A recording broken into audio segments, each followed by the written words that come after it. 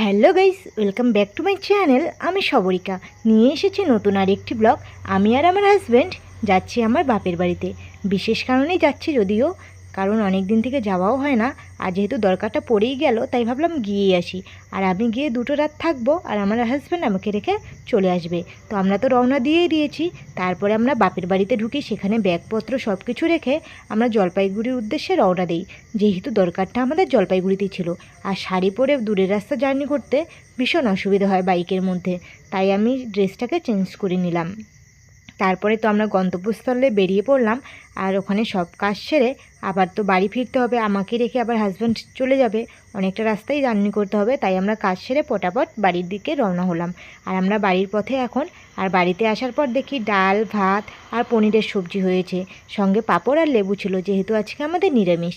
তাই এইসব দিয়ে খেয়ে আমার হাজব্যান্ড তো বাড়ির দিকে রওনা দিল, আর আমি থেকে গেলাম সেখানে। তো আজকের ভিডিওটা এই পর্যন্তই, চলো বাই।